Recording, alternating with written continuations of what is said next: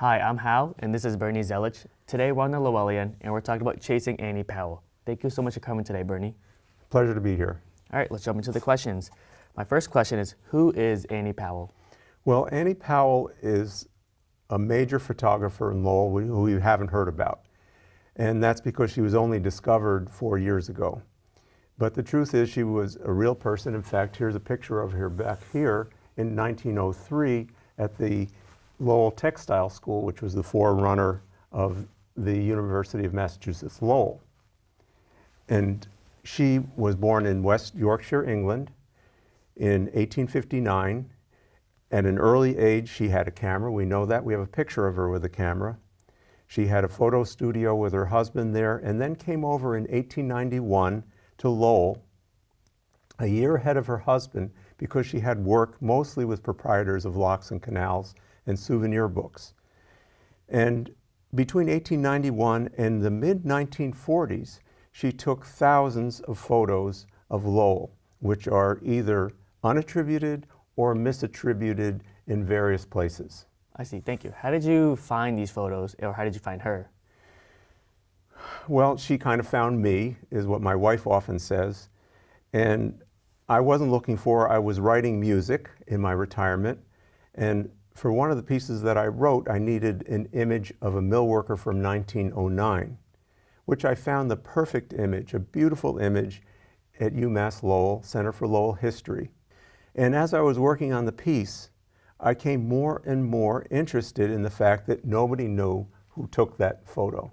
And I was a former journalist. I said, how can that be? It must be easy to find. Well, it wasn't so easy, but I did find an ad which had Annie Powell and her husband in 1906, photographs of them in an ad, which told me immediately, I just had an instinct that this was the couple. One of these two or both took the photo, and then I was off. I see that you have a nonprofit organization. Could you tell us more about it? Sure, that sort of happened kind of overnight, because the way I discovered Annie Powell was making contact with her descendants who still live in the Lowell Highlands, and finding out that they had, said they, when I talked to them, thousands of glass plate negatives and images from what she apparently left when she died in 1952. So working with the family and working out, getting more information, discovering other sources, just made me aware that this is a very important thing, that she was an important person. She was an immigrant herself. She worked with lots of immigrants as her customers. And she documented Lowell streets and ways of life in ways that any other city would be very jealous of. And I wanted to give her credit. Do you have some of these photos you can talk about? Sure, yeah, I brought some. In fact, they're framed as posters because we have a program where we're giving out 100 posters to various businesses and institutions, and these posters are where she actually took these photos. So they're out in the community.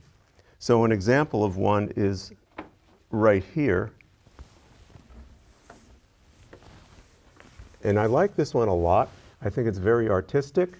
It was taken in 1927 on Bridge Street. Right now, Chase Bank should be walking towards Chase Bank. The layout's a little different. But what I like about this is that she was hired by city engineers to take pictures of something wrong with a street. But she made theater out of it. So she dressed herself up, I want to say, sort of like a lawyer, holding a lawyer's bag. And she's crossing the street. She probably had one of the city engineers, we've seen evidence of this, snap the photo. And it's dramatic. It's artistic and beautifully done. She didn't have to do a dramatic photo, but she decided to. She wasn't paid any more to do it, but she decided to. This is the one that would sort of describe the photo that started it all.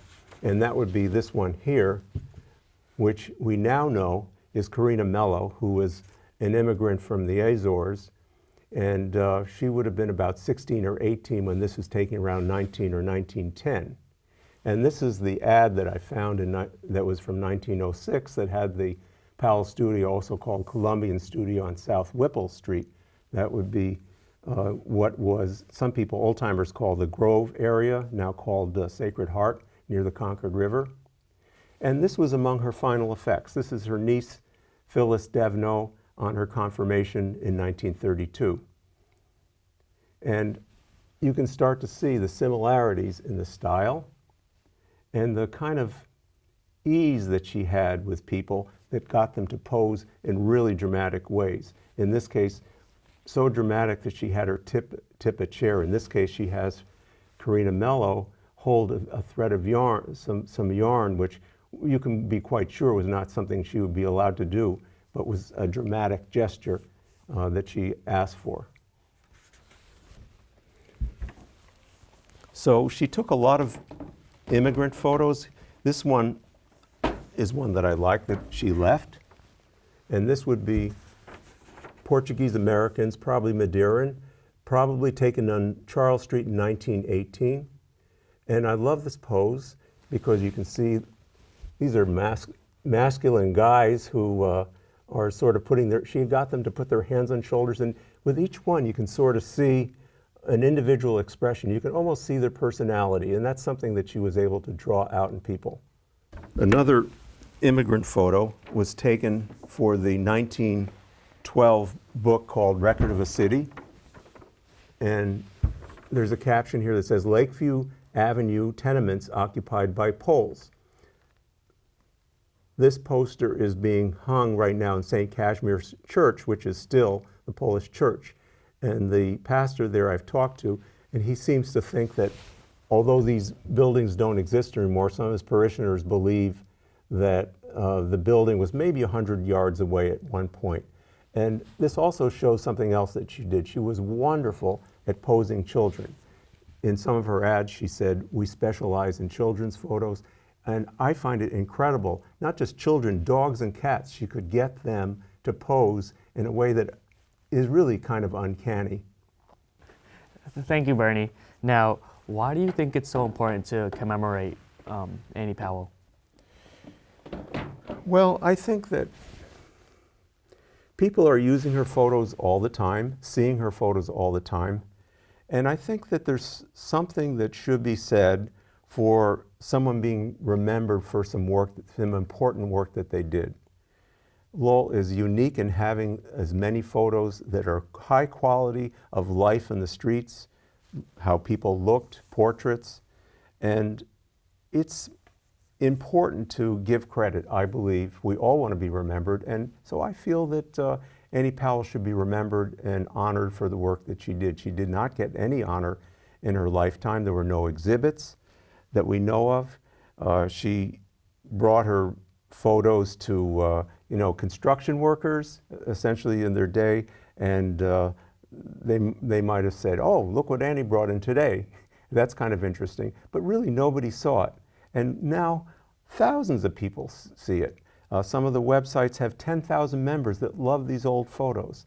I think it would be nice for people to recognize who took these photos. See, I know that your work is mainly on Annie Powell. Could you tell us more about what your research and your work life looks like? So you mean how do I research Annie Powell? Yes. Yeah. So that would be a number of ways. So I go to a lot of records. So a few months ago, I went through 3,000 checks that are at Boot Mills to try to understand who the photographers were in this period of time. And the paper trail points to Annie and nobody else. So that's important. I also do other things. I do facial recognition. So I was able to show that some of the photos Annie took were actually photos of some of her relatives. And that's kind of interesting to be able to do that. And it also helps identify some of these photos. I also go out to the community. So for instance, I'm working with a nursing home, a major nursing home right now, to identify people who are in their 90s and see if they can have a recording, have an interview, and record any memories they have of some woman who had a floppy hat that walked the streets of Lowell with a huge camera until the possibly even late 1940s. We already located one woman who's 102, who is a relative by marriage of Annie, and we actually have a recording of her talking about meeting her, although she was not from Lowell, and it's not like she had the experience of watching her or knowing anything about her photography. But we do have someone who is living who did meet her, and that's kind of exciting itself. And it sort of shows us, too, that we're not that far removed from the past, that someone who's living now, and hopefully others who will come forward will do that. I also find that since we started this project, people have come forward. We recently had Michael Lowell, who runs the Lowell Cemetery, discovered, well, he knew in his attic that he had photos, and because of the publicity that we had, he found, I think it was 87 photos, many of them taken by the Powell studio, that were taken of his relatives who lived on the same street as the Powells. And so through looking at those photos, and I've studied them a great deal in the last few weeks, scanned them and everything else, I've discovered a lot about where the Powells were. The fact, it also helped me understand how something that I already knew, that the Powells had a troubled marriage and were actually separated at one point, and has helped me understand things, as well as help Michael Lowell understand a little bit about his ancestors as well. And others have come through as well. I recently had one of our fans in England send me, didn't even want any money for it, a photo of Annie Powell taken probably right before she came over from England at age 31. And another woman contacted me and said, I found this at a flea market. Would you be interested? Did it take me long to get over there and pick up it's a beautiful photo of what I believe is a woman graduate of either the normal school, but probably the textile school in the early 1900s. So we also collect, so the word is out to dealers, and we also monitor websites and collect postcards, ephemera, and cabinet cards. That would be pictures that they, portraits that they would have taken way back related to Annie Powell, and we're learning a lot about her. That sounds amazing. Thank you so much. And how would you, how would you like to see Annie Powell remembered in, let's say, maybe a decade from now? Well, we want some public celebrations, and I think she'll be remembered by the 100 posters. Maybe we'll go to 200 posters a decade from now, or 300, or thousands. Another way that I really would like to see her remembered is academically. I would like to see some relationship, UMass Lowell is the obvious place, having some course or special study about Annie Powell. After all, she covers not just art history, but art for its own sake, because many of her photos are artistic, as well as architectural history. So there's a lot of interdisciplinary stuff there. She is a Lowell person for a long period of time, for 60 years. It's something I think that should be studied. Thank you. Now, I think I want to jump questions a little bit. Are there any other Lowellians or historians, or historical underdogs that you are interested in pursuing down the line? Yes, in fact, I'm actively pursuing several. One is Fenwick Umpleby. Can you say that name? It sounds like it's out of Dickens, but he was actually, that's Fenwick Umpleby behind Annie Powell here. He came from the same village as Annie did in West Yorkshire, and they knew each other very well. We have evidence of that. They actually took a boat back to England at one point in the early 1900s.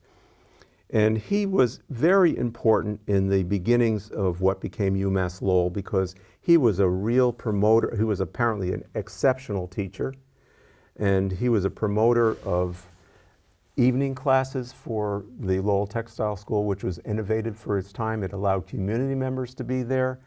And he was a real smart guy. He wrote many books about textiles. He knew his stuff. He edited the Textile Journal, which allowed the textile school to have an international reputation. Within a few years of its founding, I think largely due to Fenwick Umpleby, there were Japanese students here. There were students from the South. And I think it's largely his promotional activities. Another person is Catherine Barrage, and you'll be hearing more about her. But she was the first graduate of the first textile school class first woman graduate of the first textile school class in 1899. And she was an exceptional woman. We are going to be distributing a poster of her very shortly, and I'm working with a museum in Boston right now because she was apparently one of the first documented, well, this is my discovery, one of the first documented occupational therapists in the country, in the world really. She also was somebody who taught at a settlement house in Boston, meaning that she worked with immigrant communities and taught art there. And she finally taught, she was a dynamo. She taught school at night in Lowell, commuting all the time, every day, to Boston, to Mass General, to the settlement house in Boston, and coming back and teaching at night, even finding time to edit a book, co-edit a book about Lowell history that was put out by her church. She was an amazing person.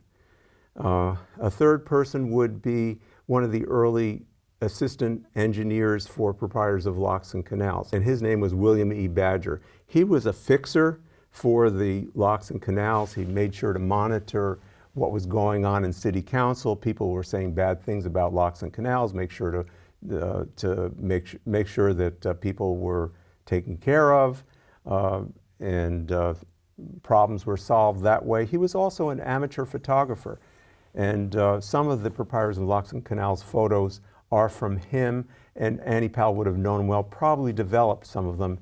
Finally, he was a member of the first orchestra in Lowell. He was an oboist.